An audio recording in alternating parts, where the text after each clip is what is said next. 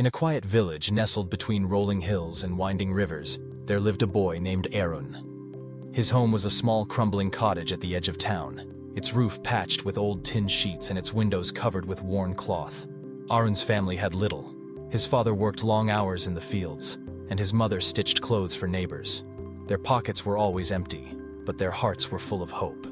Arun was different from other children in the village.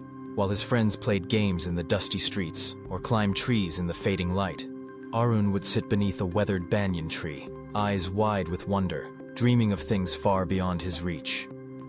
He imagined a world where he could build, create, and inspire, where his ideas could take flight like birds on the horizon. One evening, as the sun dipped below the hills, Arun overheard a conversation between his father and a neighbor. They spoke of a city far away, a place of opportunity and endless possibility. Arun's father sighed. If only we had enough to send Arun to school in the city. But the neighbor shook his head. Dreams are for those with full pockets, my friend. Arun felt a pang in his chest, but that night, as he lay on his thin mat staring at the ceiling, he made a promise to himself. He would think bigger than his circumstances. He would let his dreams guide him, even if his pockets were empty. Each day, Arun carried this promise with him. He studied every scrap of paper he could find, borrowed books from the village teacher, and listened carefully to travelers who passed through town. He learned that the world was vast, that ideas could be as valuable as gold, and that those who dared to think big could reshape their destiny. Arun began to notice problems in his village. The fields suffered from drought, children lacked proper classrooms, and the roads were riddled with potholes. Instead of seeing these as obstacles, he saw them as challenges to be solved. He sketched designs for irrigation systems and shared them with the village elder.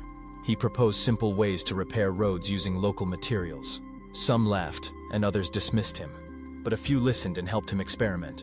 Little by little, Arun's ideas began to take root. The village built a small canal using his suggestion, and crops flourished. Children studied in a makeshift classroom, brighter and safer than before.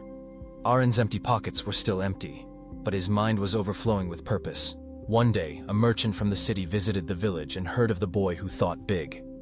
He asked Arun about his dreams, and Arun spoke with passion about transforming not just his village, but beyond. The merchant was so moved that he offered Arun a scholarship to study in the city. Arun's journey was not easy. He faced ridicule, loneliness, and setbacks, but his vision remained clear. Thinking big was not about wealth or status. It was about daring to imagine what could be, and working tirelessly to make it real.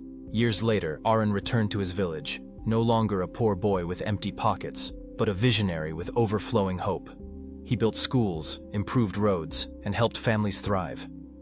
People from other villages came to learn from him, inspired by his unwavering belief in the power of thought. Arun's story reminds us that greatness begins in the mind, not in the wallet. It is the courage to dream beyond what is visible, to persist when others doubt, and to see abundance where others see lack. When we think big, even the smallest seed of hope can grow into a tree that shelters many. So, let Arun's journey echo in every heart. No matter where you start, or how little you have, the power to transform your world lies within your thoughts. Think big, and let your dreams light the path forward.